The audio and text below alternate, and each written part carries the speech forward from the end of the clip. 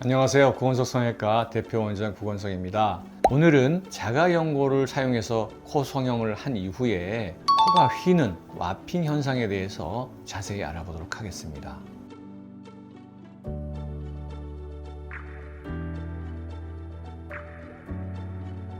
와핑이란 우선 연골이 휘는 것을 말하는데요. 연골이 앞뒤로 휘는 경우도 있고 좌우로 휠 수도 있는 것입니다. 일반적으로 이제 코 성형에 많이 사용되는 연골에는 귀연골, 비중격 연골, 그리고 누경골이 있는데요. 귀연골과 비중격 연골은 구성 성분이 동일하고 고르게 분포되어 있고 콜라겐 성분도 전체적으로 고르게 잘 분포되어 있어서 잘 휘지 않습니다. 그런데 누경골은 인터러킹 스트레스라고 하는 특성에 의해서 휨이 나타나게 됩니다. 용어가 좀 어려운데요. 슬라이드를 보면서 좀 설명을 추가로 해드리겠습니다. 누경골인데 겉의 면과 이 안면이 색깔이 다르지요. 겉에는 희끗희끗하고 매끈하면서 이 안에는 약간 노리끼리하면서 거칠거칠합니다. 이렇게 결이 다르고 방향이 다르죠. 그래서 어느 한 방향으로 자르게 되면 그 힘의 방향이 서로 엉켜 있기 때문에 휠 수 있다는 것입니다. 특히 이 누경골을 채취했을 때 일자로 되어 있는 누경골이 아니고 약간 굽어 있는 누경골인 경우에는 역시 인터러킹 스트레스가 더 뚜렷하게 나타날 수밖에 없죠. 여기는 이렇게 또는 여기는 이렇게 방향으로 할 수도 있고 이 내부에서도 서로 엉켜 있기 때문이죠. 자, 누경골을 단면을 잘라서 보면 배열 방향도 다르고 구성 성분들이 다 다르죠. 그래서 누경골을 이렇게 세로로 3등분을 했을 때 바깥쪽에 있는 연골들은 밖으로 휘게 되고 이 센터에 있는 것은 비교적 인터러킹 스트레스가 다양하게 흩어져 있지 않기 때문에 직선을 잘 이루고 있는 것을 볼 수가 있습니다. 그래서 중앙 부위보다는 바깥쪽 부분의 연골이 더 많이 휜다는 것이죠.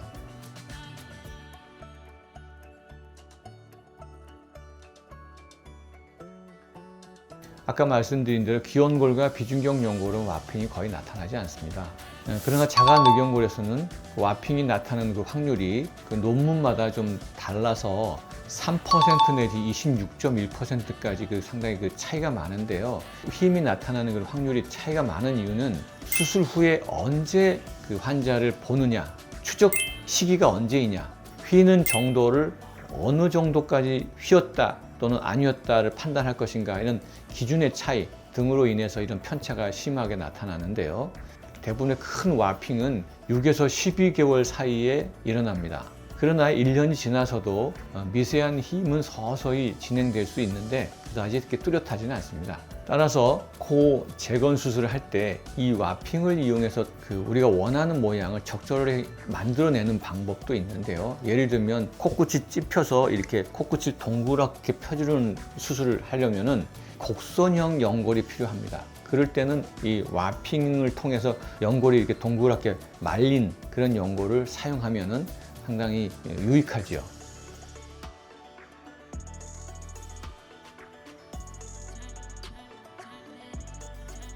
방지할 수 있는 방법이 있죠.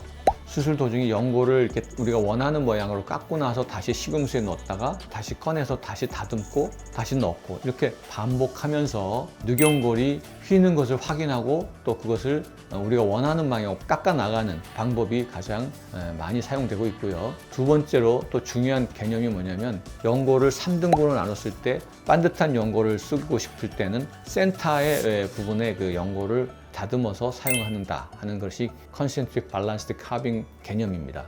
세 번째로 연골을 우리가 원하는 모양으로 콧등에 넣기 위해서 만들었는데 그래도 휜다. 그러면은 아코디언 모양으로 이렇게 금이 가도록 해놓으면은 그것이 아까 말했던 인터러킹 스트레스 그런 부분을 끊어주기 때문에 상당한 효과가 있습니다. 그걸 아코디언 테크닉이라고 하고요.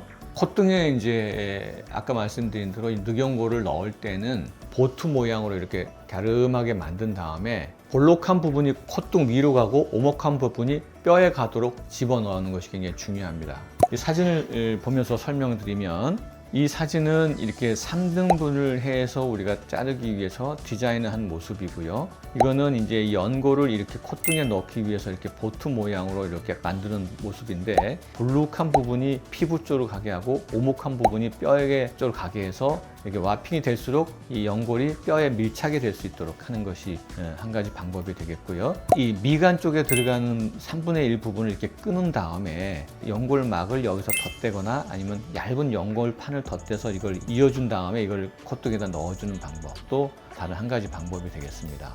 다음에 연골판을 얇게 썰은 다음에 이걸 여러 겹으로 겹쳐가지고 만들어서 콧등에 넣어주는 방법도 또 다른 방법이고요. 그 외에도 연골을 가는 입자로 이렇게 썰은 다음에 이것을 근막에다 싸가지고 콧등에 넣어주는 방법도 많이 사용하고 있습니다.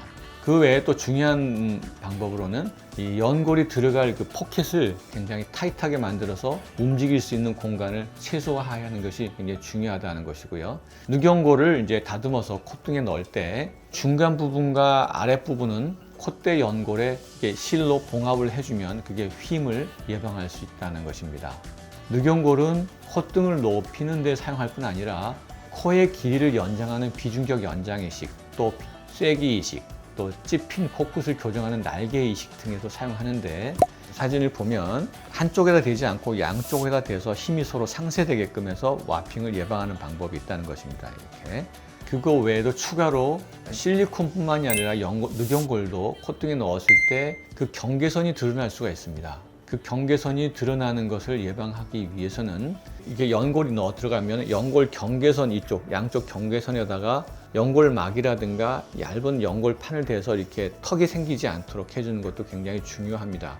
우리가 흔히 와핑으로 인해서 연골에 너무 턱이 져서 경계선이 드러나는 경우가 있는데, 그 턱이 생기는 부분에 연골막을 덧대주거나 얇은 연골판을 덧대서 비스듬하게 해서 경계선이 드러나지 않게 하는 것도 매우 중요하다겠습니다.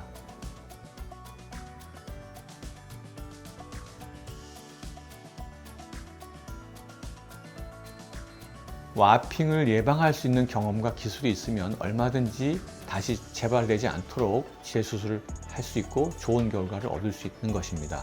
와핑이 나타났을 때 휨 연골을 재사용할 수 있느냐 하는 건데요. 당연히 재사용할 수 있습니다. 그 방법에 대해서는 사진을 보면서 설명드리도록 하겠습니다. 이것은 연골인데요. 누경골 위에다가 근막을 덧대서 이게 쿠션 역할을 함으로써 누경골에 윤곽이 드러나지 않게 하는 방법이고요. 또 누경골을 넣었을 때 누경골이 안에서 움직이고 흔들리지 않도록 예방하는 방법도 굉장히 중요한데, 뼈와 맞닿는 면인데요. 여기다가 연골막을 대서 이렇게 붙여주면 이 연골막으로 인해서 밑에 뼈와 이렇게 잘 붙게 됨으로써 움직이지 않게 되는 것입니다. 그래서 와핑을 예방하는 것도 중요하지만 경계선이 드러나지 않도록 해야 되고, 또 흔들리거나 움직이지 않도록 신경을 써야 되는 것입니다.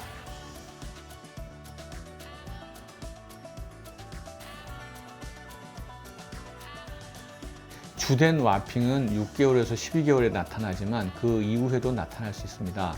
그러나 그 이후에 나타나는 마이너 와핑은 그 정도가 뚜렷하지 않아서 겉으로 보기에 잘 드러나지 않는 경우가 많습니다. 그래서 12개월이 지나면 그렇게 신경 쓰지 않아도 된다, 이렇게 생각을 합니다.